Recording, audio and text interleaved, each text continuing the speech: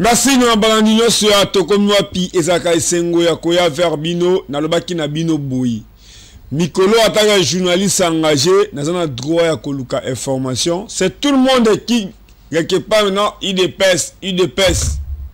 Bato tout lelo bakomi bangonde IDPS. Mais sengo toyeba bakolo IDPS bato bandima ko sacrifier jeunesse na bango pona UDPS. Lelo UDPS est parti au pouvoir. Kota na bango to positionnement na bango ezandenge nini. Motunyo so akata kelanga, motunyo so alonaka, azana besoin abuka. Pe elo bato bele otoko yamba awa to na kobanda koyamba to na zo yamba lelo bayebi kame bato baomi ko tuta tolo ya IDPS lelo. Ba mona ndenge bato baya ndenge pe kolala kolamuka eza petit dete fo moto akola. Mais akokamwa lelo bato obenga bato bakuya kuya bakolo likambo bakomi libanda boni IDPS au pouvoir PPRD sekwe. Mais PPRD au pouvoir balai ko zo bato na moi to na butu na moi ba présenter ko komi muto a PPRD mutabandi ko sala musala. Mais boni IDPS au pouvoir PPRD et sekwe. Les jeunesse à UDPS basé na ba condition nini. Le ko la télévision eza radio te nazo yambela bino mwana mboka Seba. Seba za nani? Bokoyeba na ba question, bokoyeba na présentation. Pe Seba aza UDPS Kibasa, UDPS Jekobeya, ou bien UDPS Kabuya président AI, ou bien UDPS ya Bamubake to UDPS ya Bawakenda. Seba za na position nini lelo. Mon mboka Seba. Bote. Bonjour Mopanzi Sango. Ezalaka esengo kobenga mutupe koya. Je me rappelle que na salaka émission à Soukana Seba. Vers ce 3e to 4e année na mandat 2018. Awa eza émission à Yambo to sala naye na 2e mandat. Boni santé. Nangolu ya Nzambe. O nayambi eza président Seba o bayebi na di progrès to eza Seba ya kombo attaque africain attaque ba critique bantu kombo ezalaka uniquement na tribu moko to na côté moko te na li penda o se présenter po to komiwa po alina to komiwa pia kalaboke senezali na yambara o liboso na plateau ya kotelem leo na yambio na plateau ya sika o se présenter na balandi ya to komiwa Nanya za liboso ya Epenge Fofana. En tout cas, merci Mopanzi Sango, merci na peuple congolais nyoso ezali président Seba Luzoya du Oboyebi. Naza moko ya ba jeune leader on a bundi pendant longtemps na l'histoire ya 37 ans Papa Tshisekedi. Tindenge to ko zo pouvoir. Nazala ki wana toujours pour na ko lendisa ba combattant, ko lendisa ba di progrès. Et puis je suis parmi ba fondateurs ya Force du Progrès. Naza mupayate en plus on est sous batbane ko loba pona ngai Mopanzi Sango que président Seba comme si réseau toujours ba position na été nga position na ngeza clair biso toujours na ngambo ya changement to bundela ki ba valeur to bundela ki état de droit na démocratie lelo yo IDPS c'est du pouvoir Mopanzi Sango là je vous informe mais to comprendre que IDPS c'est du pouvoir mais toujours koka ça va combattre misala te pona nini jusqu'à maintenant sur 100% va combattre 95% va combattre va se retrouver te na makambo o tous na pour ça va se retrouver te mais quand même à partir que IDPS lelo yo soki e bandi ko zo ba combattre na bango ko pesa bango ata 5 personnes mo 10 personnes mo musala mo équilibre rozala ne bandeli ya pouvoir na biso ton toujours qui pouvoir sika et loko liboso parti fait que ça là. Et là, quand les bosseux qui ont mutu a fait qui atteint plus de 100 000 combattants et c'est là qui va qu'il y ait des formations, bah qu'il y ait des formations, bah former bah combattants, ou bah qui armé, ou bah qui la police, bah ou bah qui les services à renseignement comme DGM comme année n'engue bah sécuriser ka pouvoir yangwana. Pouvoir na biso ils ont menacé dans les pays voisins, ils ont menacé la communauté internationale parce que et là, quand mutu fait qui ça la cause de combattre pour la sécurité c'est la confiance. Sécurité ça kana yangote. Uzomona sécurité ça ne blague pas avec la sécurité. ozomona eloko mutu esengaki kozwa ba combattant ko former bango kotinda ba combattant au quand même bazaki na moi niveau muke na niveau ba INPP bazwa ba formation moko très vite possible et ko larguer bango na ba misala o esengi ko larguer bango en plus IDPS eza parti ya munene IDPS lelo e futi biso na monnaie de singe tondimaki te ke IDPS ko sala biso boy parce que litsa 37 ans mutoki etangaki makila et sopana mais nous allons compris que dans cette litsa biso tozo bima ba perdant liti nyonso ezalaka na récompense nango lelo ozoloba ke o président Serazo pesa position te oui na bana ko pesa position te parce que na bana ko mona vis-à-vis ya ba jeu de l'air ndenge makambo zo kindela na mama mboka ndenge tozoka bana ko sala biso pasi ozomona ya mwana omoni ke moyena pesa position nango comme tel ezate lelo nde na leki na plateau yo baoki bobengisinga bobike yaka o pesa biso position na ngeza clair position na ngeza ke ndeko mona mboka CG Augustin Kabuya azwa courage wana ya ko démissionner parce que IDPS ils malade azwa courage ya ko démissionner plus vite rapide parce que base oyo balobaka na président Etienne Tshisekedi qui a retiré signature dans l'histoire ya Genève les mêmes base wana balobi lelo ke CG Augustin Kabuya tika bato mususu bazo responsabilité c'est clair ayo kamela andima kotika pour notre organiser parti plus vite rapide na mo mikolo totika yo ndima imaginer na 6 ans auto sali ndeko Fofana Mopanzi Sango na 6 ans auto sali nga sebaluza yadio na tika ni kozwa ta musala nulle part ni na ministère na tika ni kozwa musala te na tika kozwa musala na travail nulle part na za wana kaka toujours l'équipe pesa nga izongisenga bon na ba qualité na ba biso teki ba jeune leader na za mutu na ko sala na ko ba niveau bongo te osomona na histoire ya Genève to yebi tangu base telemaki biso tozalaki wana to ganga kilo ko yanko ya mobile dabike base ya lebo telema to bisa mo continent biso kuna na Genève a retiré signature base yokaki parce que biso ndi tozaki na bâton de commandement ya ko diriger osomona lelo di progrès et panzani di progrès comme ba branche belé osomona to biso même biso tozo na contrôle di progrès te même biso moko tozo subir ba insécurité yangona to ko senga na papa mokonzi ya mboka azongisa mwa muke misusima tokosenga na famille ya président Etienne Tshisekedi bazongisa misu muke sima pona makambo etali parti na bango IDPS parce que IDPS eza parti ya valeur lelo bitumba tozana ngo leki munene tozana bitumba na communauté internationale yobi communauté internationale alingi ke imposer faci o ezali mibeko na ye uzomona parce que Congo oyo et c'était comme kala là je vous informe Congo oyo ya biso uzomona oyo et c'était comme quand le président Tshisekedi a joué qui pouvoir et il s'est qui bango 50-50 bango communauté internationale baboué qui 50-50 bango balingi ke bazwaka 60 ou 70% ya mabele mboka na biso bazwaka mabele mboka biso moko bakolo mboka to tikala na 30% bon 30% avec mboka munene botoko vivre na ndenge nini parce que pour la bango communauté internationale bango bamonaka ke ningi balobaka Congo ils ont bien propriété privée na bango Congo ils ont bien propriété privée ya communauté internationale pour la bango communauté internationale ils ont bongo bazana droit ko décision nyonso balingi pour na Congo yango moni communauté internationale bazoluka mutu ya président Félix mutu ya président Tshisekedi bazoluka mutu ya président Tshisekedi yango na sengi na président Tshisekedi papa ekufa batu etikala batu to banga liwati wapi lia limita ke mobali zoba combattant na ya IDPS plus vite rapide ata 100 000 combattants 200 000 combattants bana nyoso di progrès wana bakenda armée ba former bango commandement ezala commandement esika tinda bango na front ozwa résister malam parce que di progrès za état d'esprit biso toza makila ya trahison te biso toza ba fidèle na liti ya 37 toza ba fidèle toza ba infidélité donc nous sommes présents c'est que dans pesa ba avantage bo bazo akomi kinga na komi bazo sunga na eloko te baza na souci ko sunga mboka te balingi bomengo Congo kasi balingi Congo te.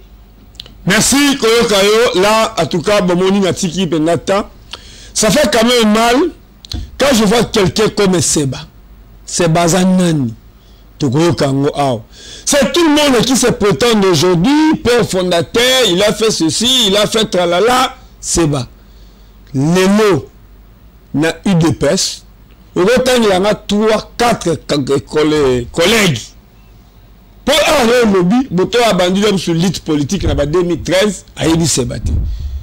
Le long de 4 IDPS. Au lieu de 4, 5, 3 jeunes leaders. Oh, mon ami, que je appelle temps. Ok, mon maman ta ebio.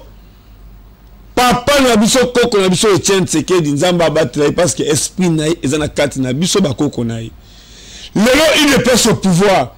Quelqu'un comme Seba, ça qu'on se plaint. Parce que yo muto na tongo, ba ko ipe sa yoni. Nous tous les nanga, tanga 3 4 collègues qui n'ont pas besoin de présenter bang. En tout cas, nous avons représenté plusieurs personnes. Na ba o ba kufi, na ba o ba zanvi. Ba on surtout nous avons représenté bango. Biso na histoire o mo pandisa ngonde ko Fofana, tous ba héros vivants. Tous ba héros parce que sacrifice c'est seulement qui ezagili palangu baté hein. Ezagili pena maman na sacrifice. Ba dans ma collègue na nga Jeko Bea. Aza parmi ba héros vivants, na un collègue na nga Mokatori, tso bongola nga Mokatori bi histoire na e 5 fois prison makala, aner nini ba torture, azo mérité quand même. Hein? Tala hérité quand même, hérité Mokatori aza nango. Tala Jeko Bea vie aza nango. Tala se baluzali. Ozo mona te ke biso surtout, tozana ba vie moko malamu te. Même devant Dieu c'est un péché. Ba histoire d'hypocrite c'est une histoire rebelle. D'hypocrite premièrement, ils ont mouvement hein. Ils ont un mouvement moko, ils ont une spiritualité makasi parce que ils ont combattu IDPS. D'hypocrite, ils ont tous les tendances na kati. Na kati d'hypocrite au monde ba étudiant, na kati d'hypocrite au monde ba tololenge nyonso na kati. Na kati d'hypocrite. D'hypocrite to créer kango na idée, na idéologie ya ko soutenir combat Papa Tshisekedi. Du progrès, un mouvement de voyouté, un mouvement de bandité. Dans le famille, il y a du progrès, il y a des voyous, il y a des délicats, il y a des polis. Et ça, parce qu'il y a des critères qui sont de mon côté. Oui, c'est bien battu dans le Baka. Et ça, il y a peuple congolais, Moussou, juge na minute, parce que, et ça, du progrès, Moussou, tous ceux qui ont contrôlé là je vous informe maintenant faut la vérité devant peuple bayoka et ça dit programme sous qu'on contrôler bangoté ba di programme c'est là que ba jeune leader au babotami sika au baza ba bénédiction na biso comme président Antibal président Jojo président Eleva ba président Moselu bazwa courage ya koyebisa bana wana vérité ndenge di progrès etambolaka wana signification wana liswana ça veut dire beaucoup ni ko bebele mais lelo ba cadre mususu même roya ba cadre mususu ekoti na sima du progrès panzani parce que du progrès est outil na kati ya parlement debout les 4 avis na bel campus de du progrès Kayamaka nous sommes parmi les fondateurs ya ko patate ozomona mais le nôtre aussi charge bazo finga du progrès ba voyou patati patata non Papa Tshisekedi mokonza mboka na lelo na repesa message pas mokonza mboka ba tout o bazo memela ba message mabe pour la force du progrès abenga biso ba sebaluzali ba mokato ba Jeko to meka ko pesa version avec les épreuves tangibles total isaye ozoleka oui c'est vrai la minute où tous a contrôle du progrès comme tel té mais pendant qu'on joue contrôle du progrès il y a petit problème comme bonjour parce que du progrès les ceux qui ezu encadrement et malam ba ko servir mboka kitoko ba ko défendre mboka na ba moyen nyonso ozomona ceux qui bazo même la président de la République message président Boma du programme, président Kanisa du programme, président Sala du programme. C'est un péché devant Dieu. Parce que du programme a servi parti pendant longtemps dans l'histoire à 37 ans. Du programme, il y a des ma belé. Basi na bango na bana na bango ba victime pe belé. Basa ba victime. Basi na bango baza ba veuve, bana baza ba orphelin, bana ba du progrès. Nani si o yazwa souci ki ya kozwa bana wana, ba du progrès belé ba ke na armée. Ba ke pour kobundela mboka na souci na bolingo mboka wana. Les gens du progrès belé se retrouver dans la S on a besoin obunda mais tous monde la trahison ça dans la S on a tous monde yango ba du progrès belé ba pète ba vie na bango na S et pays ils sont tous na souci ya mboka ezala bolingo ya mboka yango wana nga na sengi na papa mokonza mboka papa tous na posa ya ko sunga yo tous na posa ya ko servir mboka tous na posa ya ko sunga mboka mais to sengi ke papa ayamba pe biso parce que na sengi bien c'est à dire porte kangama na porte kangama porte fuma ma ça la route porte wana de place on a ina tuna penda seba mutu lokola yo tango zo bana to komi wapi biso to le bakana biso bakangila biso porte yo pole baki bakangila porte maintenant ba jeune ba dépendara na yo ozu mumbele ozu yolo side yolo nord ozu chango ozu kingabwa tango bazo mona na plateau boy za ba to sala lita à cause ya komona yo na ba kikwiti na ba lubumbashi mais non je ne sais pas les besoin reprocher au Guissé Kabouya nini pour tout on répondre nga na nina d'abord lobby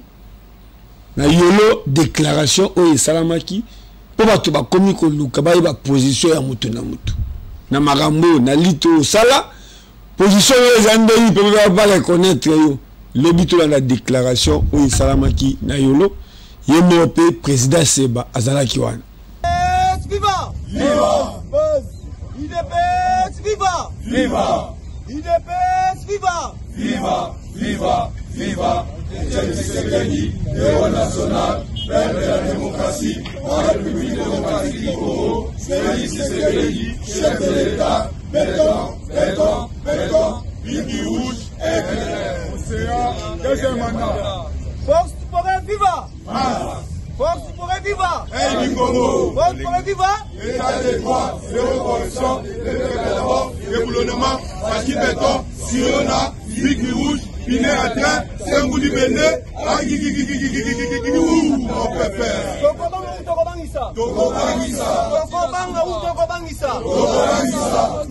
En tout cas, je remercie la présence de Moutinho Sokat na Esika Oyo, Tozali à mix. Nous allons force du progrès, parlement debout, sectionnaire, fédéral, le mouvement Moussous, Baseli, Tozana Kat na Esika Oyo. Tu as copié ce message na biso vis-à-vis ya mokonzi mboka pour na makambo etali parti. Et ça va monter? Oui. Biso toza ba combattant autorité pendant longtemps dans l'histoire ya 37 ans pour na parti DPS. Makila na biso esopani, mutoki na biso etangi.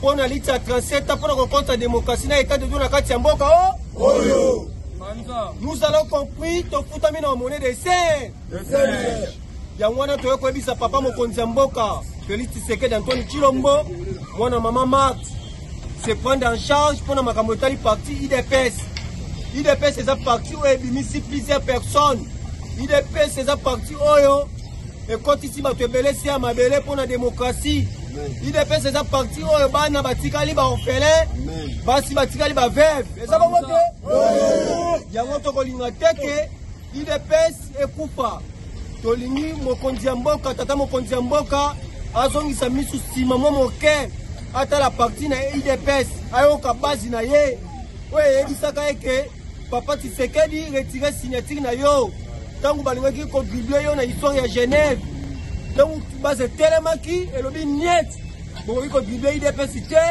pour contribuer président Tshisekedi président Tshisekedi retire signature base wana ko pesa message oyo makambo base koloba IDPS viva viva biso base mutelobi boye IDPS eza parti oyo ebimisi bato ebele tosengi na notre secrétaire général Augustin Kabouya à se comporter en conséquence, à son courage, à son makasi à démissionner, à yoka base oyo babundela ka pendant 37 ans.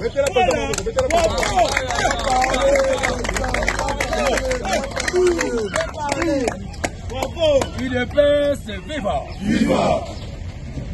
Nous sommes là, toutes disciplines. C'est-à-dire des gens qui ont étudié. Parce qu'on a toujours dit, à l'UDPS, il n'y a pas des intellects. Mais nous, les intellectuels, nous sommes là. Bientôt là, je vais donner les messages, la parole à mon secrétaire, afin qu'il détaille ce que nous avons fait comme déclaration. UDPS, viva! Viva! Mon secrétaire, vous avez la parole. Merci beaucoup, Monsieur le Président.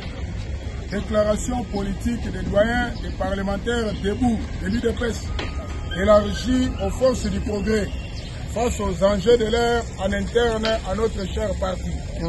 En effet, le collectif des doyens des parlementaires debout de l'UDPS, élargi aux forces du progrès, prend acte de l'auto-exclusion du secrétaire général de l'UDPS à cause de son refus de démissionner de la tête de notre parti.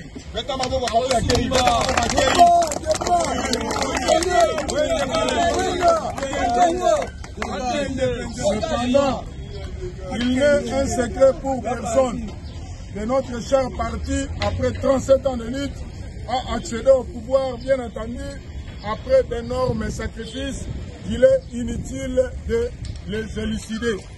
En revanche, le constat amer qu'il nous convient de présenter en tant que l'œil, l'oreille et la bouche du peuple s'y inclut la véritable base de l'UDPS. C'est justement qui a fait partir Adrien Pongo, Bruno Mavungu, Jean-Marc Kabound et aujourd'hui Augustin Kabouya Chilumba et les suivants. Loin de nous l'idée de faire un acharnement subjectif à l'encontre du sympathisant Augustin Kabouya. Par contre, nous avons voulu dénoncer la violation de nos statuts et les excès du pouvoir par ces derniers. Par ailleurs, au lieu d'être emporté par la colère, comme le disait le leader Maximo, Etienne Tshisekedi Wamulumba, d'heureuse mémoire, un peuple mécontent est plus puissant qu'une bombe atomique. Merci. Tango omoni déclaration na moni papa mikolo, bamsusu baza ba mikolo na yo. Lelo UDPS au pouvoir, tracé ta lutte, on a rappelé du peuple kana musika, parler de la nation gutu boko magate, lelo bino moko bokoti, mais bokangi ba porte. Pour quelle raison? Bozo reprocher Kabouya nini? En tout cas, merci mon Pandi Sango. Nazo go yebisa yo lelo le toujours reprocher nani ndeko Augustin Kabouya. Eloko na koloba liboso eloko toujours reprocher ndeko Augustin Kabouya parce que yé a commis ko gérer makambo nyonso yé moko.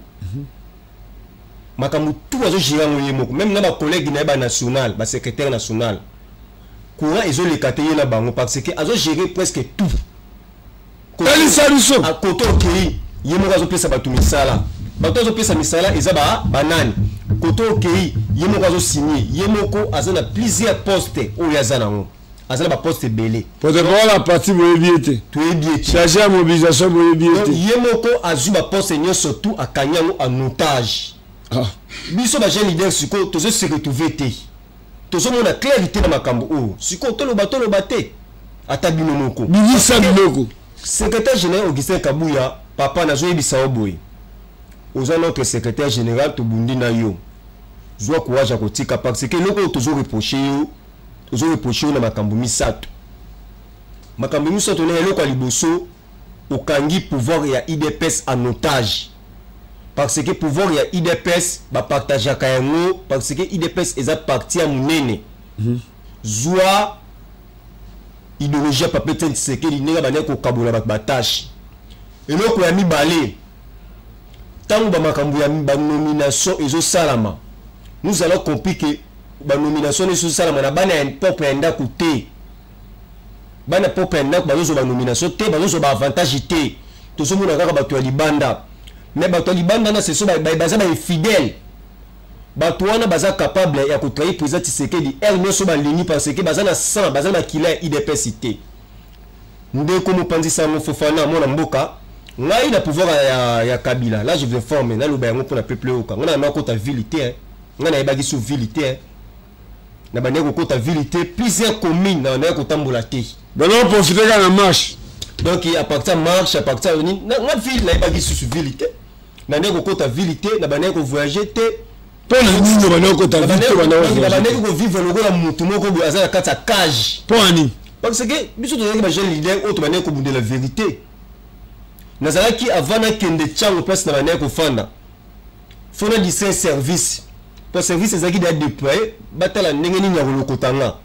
soki na zu moto ekokende na ngai na bacho nyoka na kei chango ya nini te na kokota chango ya kati kuna na distraire après na kozonga ndako na ngane na kokota ndako pour na baye ba position na ngai te parce que je suis jeune leader na souffrir ma casse na marambo na moni pas pendant longtemps mais jusqu'à maintenant en tout cas nazoli l'enfant du cœur nazoli la tolingi kini ezala papa mokonzi mboka zwa solution pour la non bon aussi président makambo pour quelle raison il y a une charge à république on va partir et conseiller était aussi ça Kabuya tient témoin bino koto bobele la mais au juste au kinga malamu toi makambo to reprocher au CG Augustin Kabuya bandelango toi makambo je azo gérer makambo nyoso yemoko makambo tu yemoko donc mais c'est qui connaît tout nyoso ya yebi soko lingo pesa eta conseil que CG koto to moni ezama be oh non je connais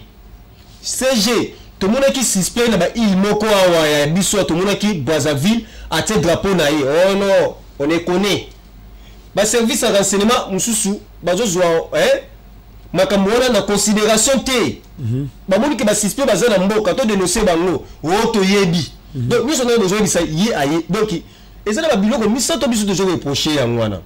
Donc, Tolingi a courage wana atika plus vite rapide parce que mobilisation est à 90%. Bandeko a 10e mairie. O baza na 10e mairie baba. Bandeko na yo. Oui, baba bandeko na nga. Conseil ni to leo ine kaboli bino. Conseil o na kopesa bandeko na nga ya 10e mairie. Leo ine kaboli bino d'abord. Leki na nga Moselu o azo diriger 10e mairie. Aye ba danse robina parce que l'air a sonné et ça pour l'intérêt na ye.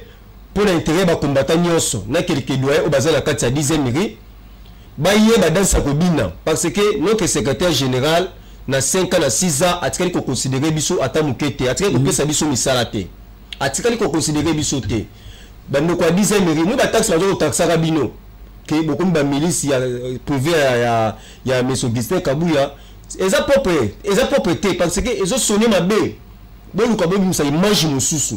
Parce que tant que combattre la manifestation d'une manière pacifique, bakoya malembe tina 10e mairie, bino bolukate ke bosa la défense wana pona affrontement et salama. Boluka bozwa G parce que l'air a sonné. Vous mona likambo bombe za suscité parce que via mokonza mboka eza en danger. Chaque fois bino bozona la bapondi bozota la kaka ba mbongo na bino ba avantage na bino bozo ba teke mboka eza en danger to ça bitumba na est. Le type à question Ngambu, président Tchombe, quand nous avons compris que Azal sous Mupandi n'a bisoté, tous hommes ont un comportement Angola, nous sommes il y a Kenya, donc Afrique, nous avons commis contre Bisso pour l'intérêt de Bisso pour le bien de Bisso. Bana Moka, Bona Muka, Bipogo, Tika de distraction, CG Kabuya Aken, Nania Kenya, tous sont organisés par plus vite rapide, Bajen Oba Okenda armée. Quand il y a des progrès, il y a des combattants, même il y a un peuple congolais, il y a des armées, il y a des armées.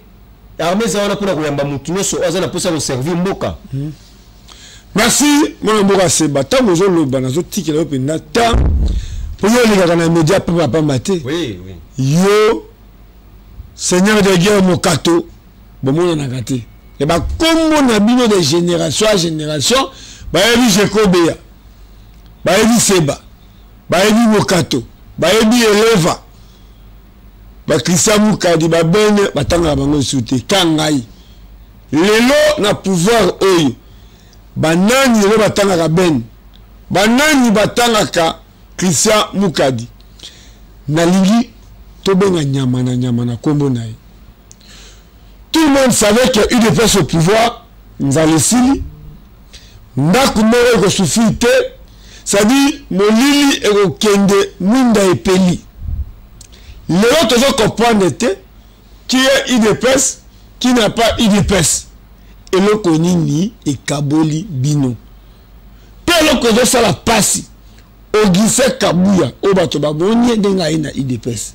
Augustin Kabuya a travaillé dans Mavungu. Augustin Kabuya a travaillé dans Jacquemin. Augustin Kabuya a travaillé dans Moutane. Augustin Kabuya a moni ba secrétaire.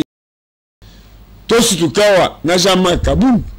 Même yo le bak bango tuba kende. Vidéo aniza na tokomi wapi. Yo le bak bango nyoso bakende. Et comme à sous deux cas.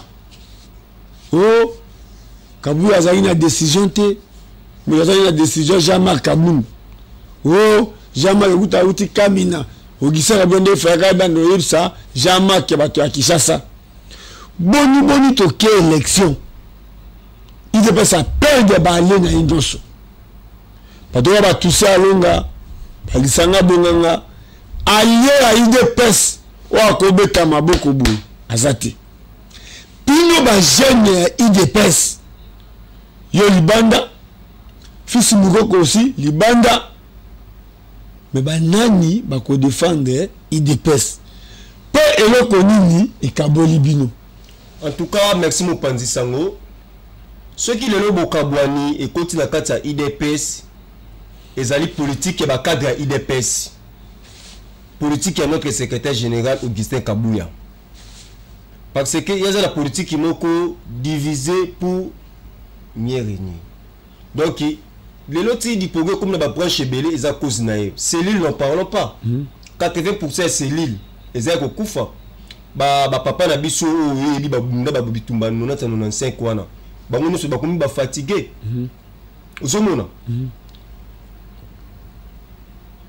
façon ndenge makambo zo kende na cadre IDPS nous allons comprendre que anciens combattants tout baza ba perdant ils ont déjà danger pour la République c'est ils ont comme bombe retardée ozomona kozwa plusieurs combattants bongo mibali ya nguya bongo bobandonner bo négliger bango baza ba vaurien batangate non patati non biloko bongo mais surtout ils ont créé haine tant ils ont lia nga zo lia te normalement ils ont créé ils ont voulu nga zo voulu te ils ont la ta nga zo la tate même ça qui donne la IDPS la IDPS ils ont créé toujours haine et mususu litso nga la sali ba engagement nga la sali et mususu tikali ko sala ngote ozomona donc biloko mais surtout ana ils ont ba biloko moko tozu ba expérience bébélé la vie ozomona quelque soit comment vous allez professeur moko patati patata ça a plusieurs diplômes mais na expérience ya lutte politique na nga donc l'équipe a diplôme na yako banda loti lobby donc on a mérité médaille de mérite bazu ba décorer biso tozo mériter ngo que ba décorer biso médaille de mérite quand même mon honneur wana ça la bien mais ni honneur wana bo sala ngo te pour na nini ce qu'on te courage lelo ke makambo bardé que biso base to bima to lenda courage ngo to rozwa ngo ndengeni seba oyo nakati yote seba obetelo komoko wana funa compléter tant le bakeno muto atindelanga image ya Jopoi o bozo mona na image ya Jopoi na IDPS mobola te ezaka état d'esprit mais muto atindelanga image ya Jopoi ya 3 minutes seba oyo seba na Lubumbashi mayebi singa Fofana yo za moko to yebi o defendaka ba valeur na kamwe ya komona Jopoi maboko elembi nzoto elembi mutazo de Jopoi azate na ju vidéo parce que Jopoi atanga kombo ya Eliezer Tambwe comme initiateur ya pesa moninga sourire ke bato tu batiki ngai na yo Eliezer nde na ju image na tindeli Eliezer Tambwe Eliezer akata voyage les jours de retour à Jopoi tozalaki na stani au parlement debout ya ville tozalaki na walesa na bosani ba parlementaire debout mususu pe na secrétaire ya Asher Mwambo wa Kambai lelo Jopoi akufi après que souffri na AVC 3 ans peut-être nous avons la photo à Jopoi garde il y a président de la République garde il y a papa à président le Jopoi 1 mois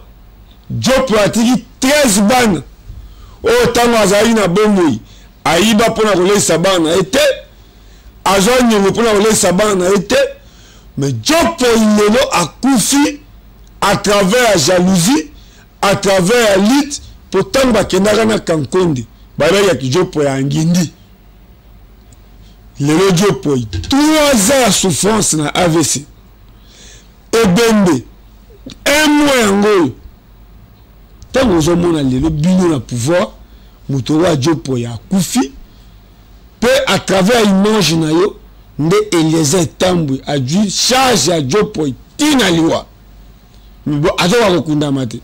En tout cas, merci Mopanzi Sango. Son âme repose en paix. Aza moko ya ba combattant na biso moko ya ba ike combattant actif sur le terrain. Ba AVC wana ebeti lelo eza ba AVC moko boye et outi na ba souci et outi na banzela ba poison na banzela ba mambebele même nga moko ndeko na yo na ko loba mingi te nga mona zaki déjà touché 5 à 6 fois na nzoto poison ngai moko nazaki na kata cercueil mais nzamba boy mo ndako na ville te ndako na mo fleuri te oza pe na V8 te bana pe na poto te so poison ngo zotsela o pona nini ta pona effacer histoire na combattre ndinga là c'est vrai balongoli nga poison plusieurs fois na nzoto mais ba passer na minene o ba bondela kanzambe ko banda lelo ti lobby poison moko kaka akotisa mabele mais nga plusieurs là je vous informe balongoli nga ngo donc na tuna nzambe za nini nga na zangambu na yo na bundela ki valeur Jopoyi so ngam repose en paix asa moko ya ba combattant kande na otuko loba na kosenga na bakonzi ya parti donc na kosenga na mokonzi ya mboka na kosenga na bakonzi ya mboka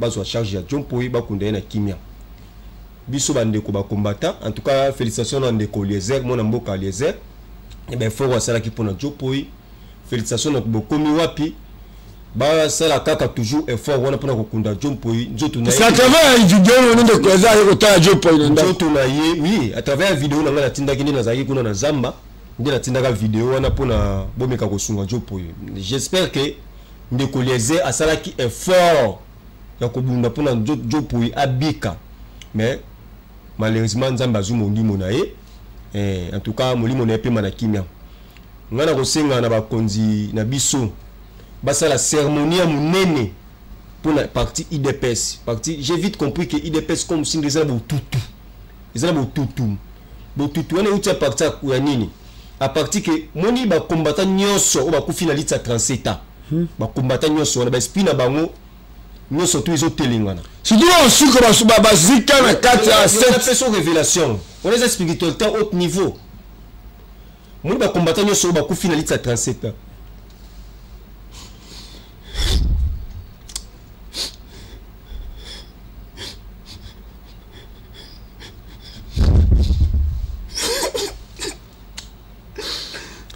Bon, point ça va passer. C'est bon, on va vivre ma cambo.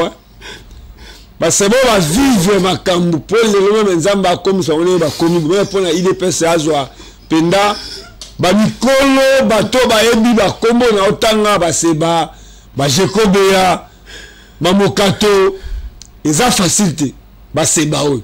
Ti le menga na luki abima. Pofa to yebani. Ndeko mopanzi sango oza spiritualité.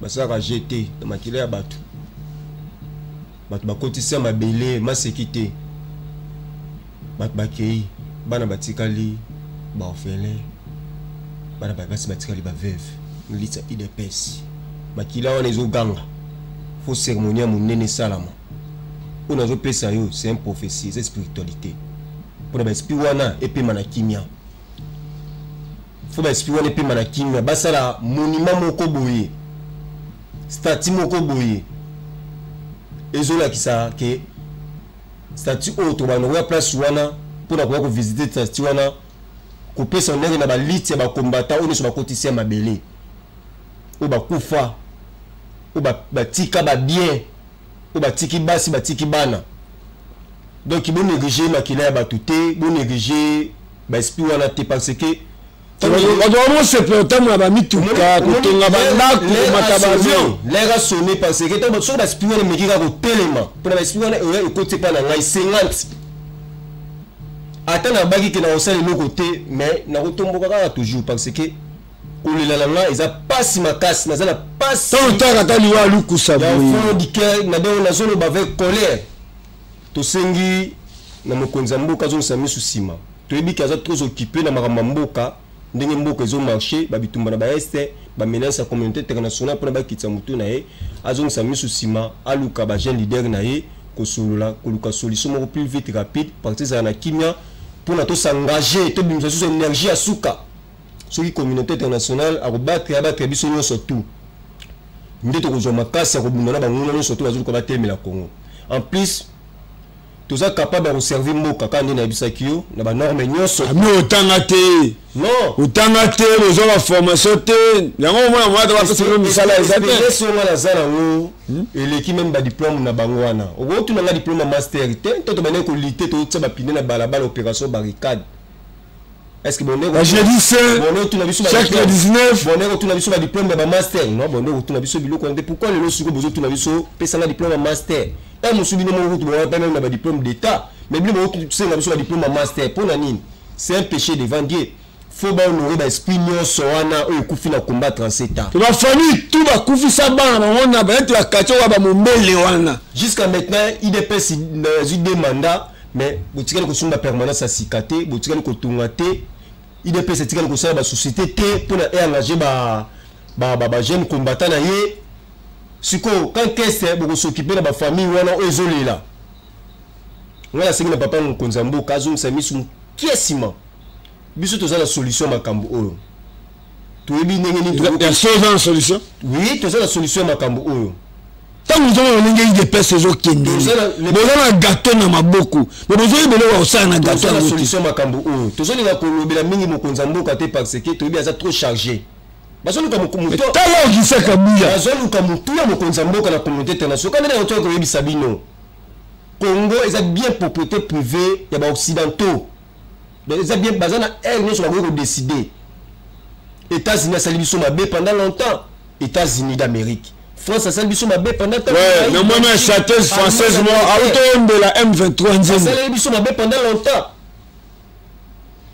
eux ont mené c'est M23 c'est Rwanda direct siko ngana ina tuna mutuna mo épée na ba konzi ya mboka tous na Sokoi 25 tous na ba drone militaire tous na équipement moko très élevé mais pourquoi bazo ko utiliser biloko ba équipement nyoso bazo ne balobi biso tozo bunda mais trahison na ba généraux na biso bazo ko utiliser biloko na te pourquoi to moni vraiment capacité militaire ya FARDC c'est très élevé ou commandement ils sont faible ou trahison ya ba généraux ya ngona to linki ba konzi ya mboka na nyoso to wana en tout cas bozwa conscience sécurité ba négliger ka ngote ils rappellent la priorité ils rappellent la priorité ne balobi même ngungi aza utile na matière de sécurité même une PC aza utile na matière de sécurité donc il bozwa conscience wana bolinga mboka bolingi bomengo Congo mais bolingi Congo te tala ndenge bezo détourner bokonza mboka pesi bino confiance zombongo kende tonga nzela kimbanche tala nzela kimbanche ndenge beba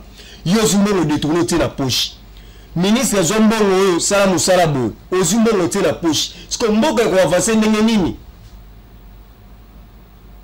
au lieu que bezo contrôle bo sécuriser mboka net na ba frontière na biso nyoso twana na to ça plus de 16 îles ceux qui 17 îles entre biso na Brazza bo négliger ba île wana Brazzaville comme ko zo ba drapeau na zo tsana ba île wana et comme ngé na part na nyoso twana donc ils ont manque de négligence. Parce que mokonza mboka zo se retrouver les tiye moko muto zo to ide pese purement distraction ya ko ça zo sur mokonza mboka zate mais biso toza capable quelque chose bozo ba ke ote bozo ba diplôme master te ba diplôme na bino zo tanga wana mais nous sommes capables la diplôme o nazala moya mukie naza capable de servir mboka na ba nord mais nyo surtout na logique na sincérité pour ba conduire ba zo président zo pesa responsabilité balingi Congo te balingi bomengo ya Congo mais balingi Congo te biso ba congolais tozana makila ya trahison na kati na biso ba congolais tozana makila ya trahison les game 23 zo bunde tumba mon côté tozomona kaka o M23 azumbuka bo mais azozo ya ndenge nini soko landeli na kati wana trahison kanya kezo tambola sanction pe koto ezate sanction ezo zalate discipline militaire ezo zalate siko to ko avancer ndenge nini moi mboka seba TV zangonga na inatika yo na lipenda quel message européen s'attaque père fondateur la force du progrès quel message européen ça na ba si tu nyoso ba président cellulaire ba fédéraux ba nini attaque mwana abetaka pe mbonda ba kolope ba binaka poto tali ba kolo batengami mais bino tango bozuma kamona maboko le boni IDPS na pouvoir aucun marche oyo seba obima oyo simbate nyoso oyo obima esimba le reçu pouvoir botikeli papa suki ya pembe IDPS mama trop mobilisation esimba rasute déclaration malonga esala makasute le quel message fort na condition IDPS ezaleli IDPS azo mérité ko sala berère IDPS azo mérité ko sala division to IDPS ezo senga ela sabato 37 ans ya lit ça dit bozaki pe na ba projet de société, bozaki pe na organisation, ya ko diriger mboka. Mais c'est le ça na ba parlementaire debout parce que parlementaire debout na du progrès, baza ele komoko. Du progrès à Jouaka, rôle nini et pas ba cadre à parti. Oh les autres non là du progrès, ba remieti ba malandangulu ya cadre, net ba remieti là ba sinzili ya cadre, les côtés du progrès ils a chargé à discipline. Cadre tengami bo 5 bozongi senga nzela. Message ni ngopé ça ba du progrès. En tout cas merci mon Pandi Sango. Message na repese na ba di progrès na ba combattant nyonso parlement debout force de progrès tous les mouvements. Prenez-vous en charge. Pour se prendre en charge parce que combat oyo ils a combat moko international. Pour se prendre en charge na maramba mboka, pour se prendre en charge na maramba parti. C'est-à-dire que tous la uni. Ceux qui tous a uni ndeto rebundisa munguna bien. Parce que IDPS na minute oyo IDPS est comme moribond. Là je vous informe. IDPS ezalaki a gabinia gangibo ezasusu eza leloté kokabwane koti koinane koti poison koti kubomane koti kolukane koti trahison à 100% na kati ya IDPS tolingi bakonza sika bazwa bato de commandement ya IDPS pour na biso pe ba se baluza de tozo makasi ya ko organiser ba force du progrès ba parlement debout pour na toye ba ndenge nini ya kotala siko bitumba na biso vers mununa force du progrès en général.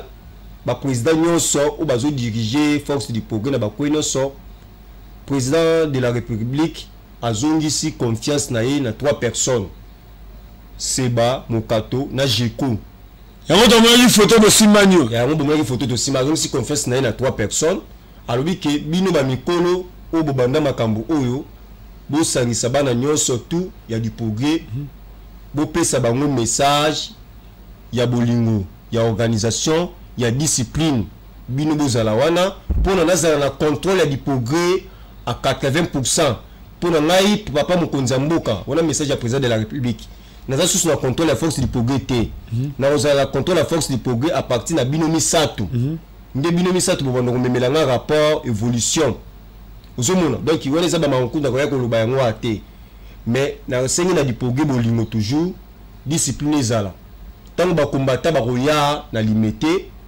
d'une manière pacifique bino ba combattre à limité bon meka ko sala la police va kuna plein oui yamona lobi ke bon meka ko sala menace té en plus la police au na niveau à 10e ri on les a kiji à la police té pour na beaucoup ko fanda wana neti qui est premier neti za kiji à la police bozonga na IPK bozonga na légion pire mon respect mon général Kimbalimba zoa responsabilité na maboko on a pas kindai au servir Congo na name conscience au sécuriser population na biloko na ye 10e miri ezakiji à la police té zo la police na yo to boy menwa ezana sima ya makambo oyo ministre intérieur zo responsabilité na maboko oza combattre IDPS au l'état pendant longtemps ministre intérieur zo responsabilité na maboko bokomi ko sangisa makambo ya politique makambo ya mboka na makambo ya IDPS non IDPS est un parti politique.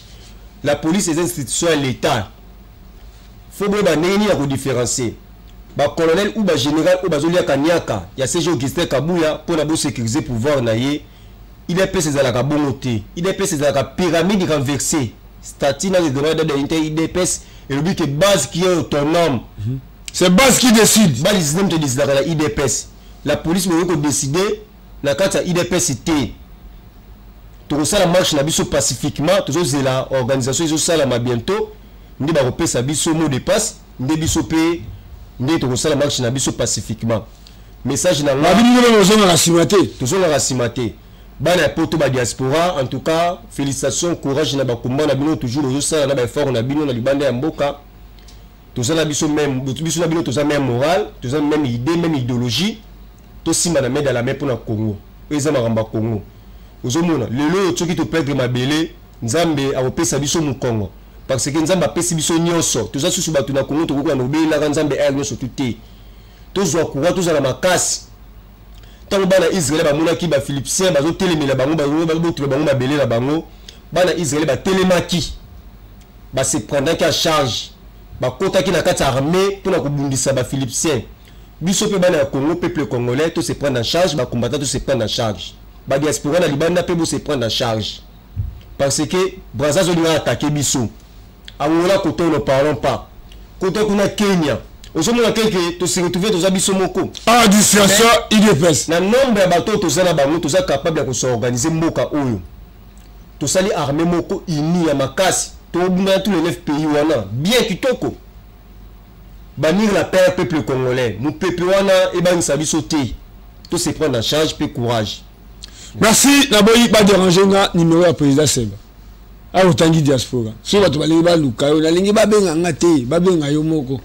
Pesa numéro na téléphone. Numéro na ngeza 081 240 67 96.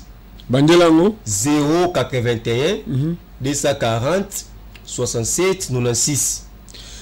Merci na Manisa Kembolo, merci na Amos Lubaki, pourquoi pas Vodi, et merci na assistance à mon amboka Abdul, pourquoi pas Stani. J'ai code de la paix Azananzela, M. Mituni, qui faut faire des penga zoya mbaka batouana, oui. Ceux qui n'a bengi bango, bazoya. Ceux qui n'a tindi message, bazo répondre. Yope omoni que ça dérange, télévision oyo, Eliezer Tambo a salé ango comme député. Mon akolo lupango comme journaliste.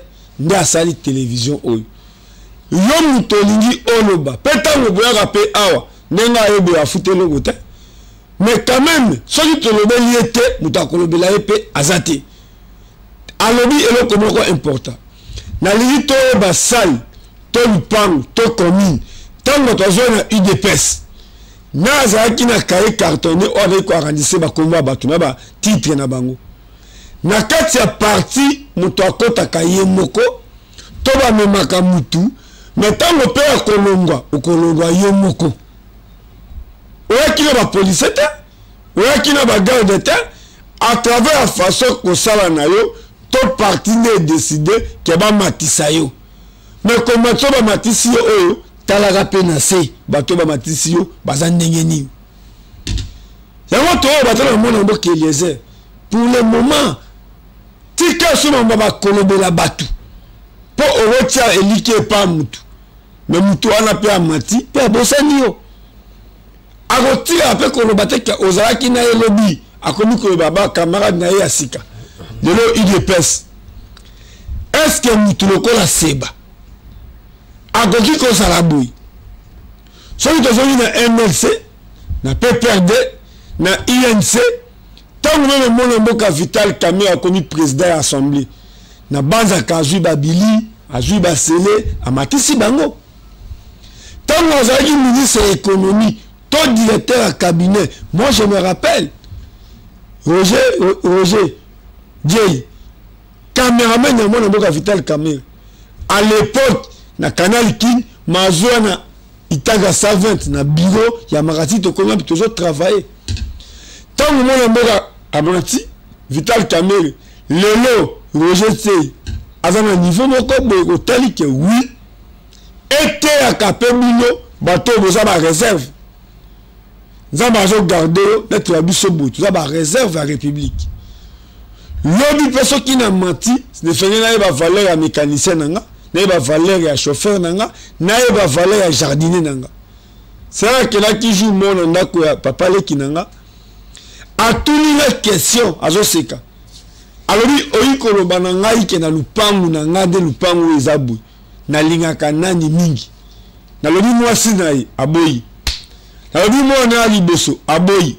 Alors mutu ngana linga koleka bato nyoso eza jardiner nanga. Pourtant mona fandi boy. Ota ninga zo andela fleur e kauki, fleur e komi rouge, bakasa o baby. Ndenga zo ya moko mai na tio aza ko arroser ba fleur soki mutu aye awa amoni mwasi na ngate amoni mwana ngate mais loko aliboso o epesa na valeur eza beauté ya jardin nanga lelo avec UDPS même le président de la République tant ozo na ba ambassadeur ba eko pesa ombot comme président de la République tant ozo ba homologue na yo mais tant ozo bossa na parti o ebimisio président. Et tout ça, quand même, pas si. Les sessions et Kassikoi. Moi, les sessions et Kassikoi. oyo Mogisa Kabila bazo respecter na union sacrée parce que ba seba oyo ba mokato oyo